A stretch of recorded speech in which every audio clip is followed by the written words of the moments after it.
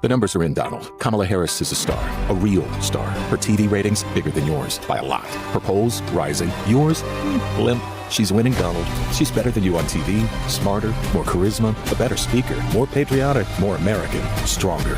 Even Fox News is hanging up on your crazy calls. Mr. President, thank you so very much, sir. You've lost it, Donald, and you're about to lose everything. If you could text Trump or Instagram him, what would you say to him? I hate him. I just hate him. It's scary. You know, it's this new language that's forming. I don't even recognize it. It's also scary to know it's been proven through science that human activity, that climate change is due to human activity, and we continue to ignore it. And the only voice that we really have is through voting. So and you have voted and we voted, and it was really startling. You know, you're watching these hurricanes now, and it's hard, especially while promoting this movie, not to feel Mother Nature's rage, wrath. And it's not just about climate change, though, is it, in America? I mean, it seems to be a time of huge division. Yeah, it's really polarizing and upsetting. You know, I've heard things and seen things on TV in my own country that devastate me and make me sick, and it's just really confusing. Do you find President Trump confusing? I don't find him confusing. I think I know exactly what he is. The people who will decide this election are asking a very simple question. Who will fight for me? Who's thinking about my future, about my children's future, about our future together? One thing is for certain, Donald Trump is not losing sleep over that question.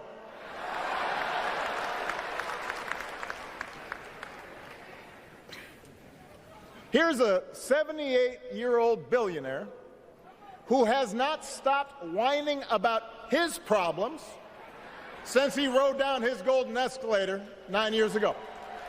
It has been a constant stream of gripes and grievances that's actually been getting worse now that he's afraid of losing to Kamala. There's the childish nicknames, the crazy conspiracy theories, this weird obsession with crowd sizes.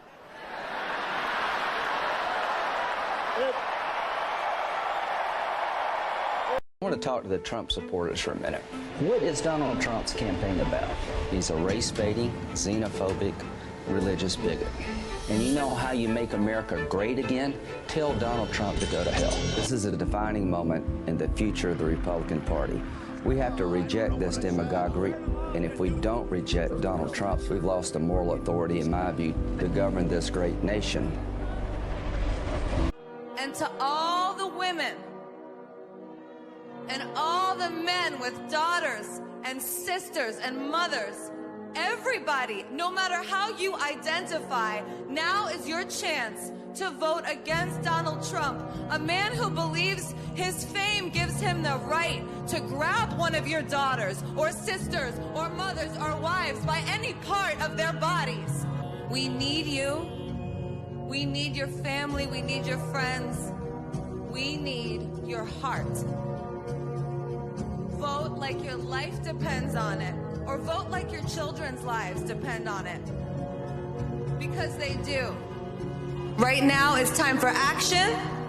It's time to muster all of our energy, every ounce of us, every ounce of hope, and optimism, and enthusiasm, every ounce of fear, and frustration, and discouragement.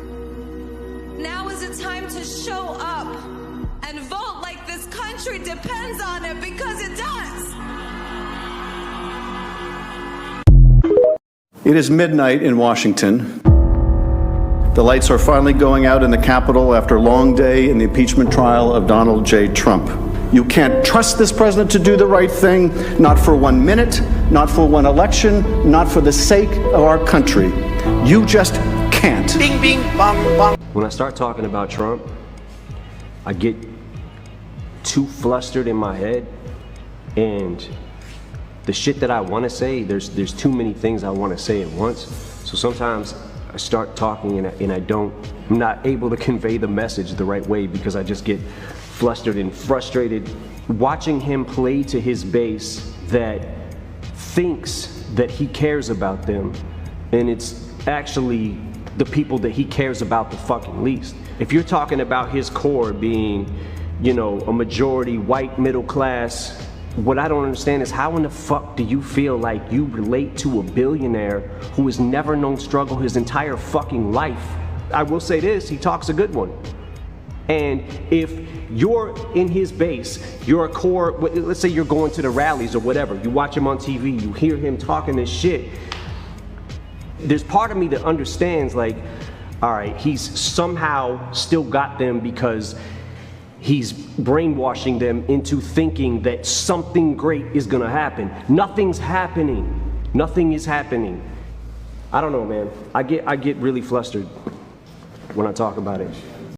Donald Trump is destroying our country and everything we care about. We need leaders who will solve problems like climate change and COVID, not deny them. Leaders who will fight against systemic racism and inequality. And that starts by voting for someone who understands how much is at stake. Someone who's building a team that shares our values. It starts with voting against Donald Trump and for Joe Biden. Silence is not an option, and we cannot sit this one out. We all have to vote like our lives and the world depend on it, because they do. The only way to be certain of the future is to make it our. I can tell you this, I don't blame Donald Trump for not wanting to debate Kamala. I've been married to a black woman for 40 years and I ain't won one debate. I'm owing $93,000.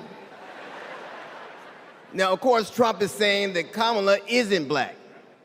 I guarantee you this, Kamala's been black a lot longer than Trump's been a Republican.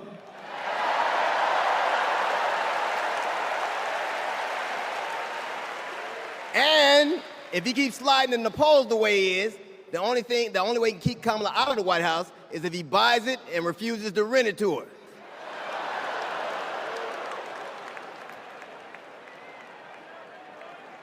Of course, Kamala's getting broad support. They got black men for Kamala, white men for Kamala, Latinos and Asians for Kamala. They even have Republicans for Kamala.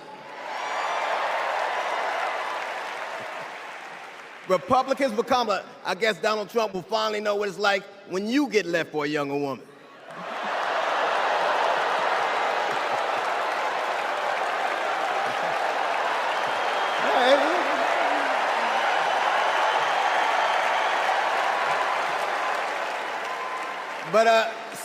I'm ready to debate Donald Trump. I have agreed to the previously agreed upon September 10th debate. He agreed to that previously. Now it appears he's backpedaling, but I'm ready. And I think the voters deserve to see the split screen that exists in this race on a debate stage. And so I'm ready. Let's go.